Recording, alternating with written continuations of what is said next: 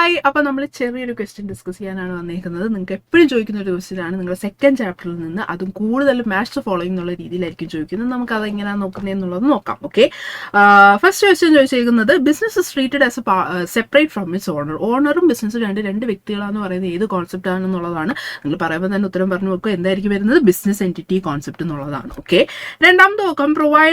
provides for anticipated losses but not for anticipated gains. എന്തെങ്കിലും ലോസുകൾ ഫ്യൂച്ചറിൽ വരാനുണ്ടെന്നുണ്ടെങ്കിൽ അത് നമ്മൾ പ്രൊവൈഡ് ചെയ്യും. പക്ഷേ എന്തെങ്കിലും ഗെയിനുകൾ ഫ്യൂച്ചറിൽ വരാനുണ്ട് എന്നുണ്ടെങ്കിൽ അത് നമ്മൾ ഒരിക്കലും കാണിക്കത്തില്ല. അത് ഏത് കോൺസെപ്റ്റ് ആണെന്നുള്ളതാണ് കൺസർവേറ്റിസം കോൺസെപ്റ്റ് അല്ലെങ്കിൽ പ്രൂഡൻസ് കോൺസെപ്റ്റ് എന്നാണ് പറയുന്നത്. ഓക്കെ, മൂന്നാമത്തെ നോക്കാം. Expense should be recorded in the period when they are incur. നമുക്ക് എന്തെങ്കിലും എക്സ്പെൻസോ ഇൻകോ വരുന്നുണ്ടെങ്കിൽ അത് നമ്മൾ ഇൻക്വയർ ആവുന്ന അല്ലെങ്കിൽ അറൈസ് ആവുന്നത് എപ്പോഴാണോ അപ്പം തന്നെ നമ്മൾ റെക്കോർഡ് ചെയ്യും. അല്ലാതെ കിട്ടിക്കഴിഞ്ഞിട്ടല്ല നമ്മൾ റെക്കോർഡ് ചെയ്യുന്നതെന്ന് പറയുന്നത് ഏത് കോൺസെപ്റ്റ് ആണെന്നുള്ളതാണ്. അത് മാച്ചിങ് കോൺസെപ്റ്റ് ആണ്. ഓക്കെ, ആൻഡ് ലാസ്റ്റ് വൺ നിങ്ങൾക്ക് അറിയാം എന്താണെന്നുള്ളത്. ഒരു ഓപ്ഷൻ കൂടെ ഉള്ളൂ. ട്രാൻസാക്ഷൻസ് ആയിട്ട് be kept not in the physical units. അതെന്താണ് ഉദ്ദേശിക്കുന്നത്? നമ്മൾ എത്ര എണ്ണം വാങ്ങിച്ചു, 10 എണ്ണം 20 എണ്ണം വാങ്ങിച്ചു എന്നുള്ളതല്ല നമ്മൾ മെയിനായിട്ട് അക്കൗണ്ടിങ്ങിൽ കാണിക്കുന്നത്.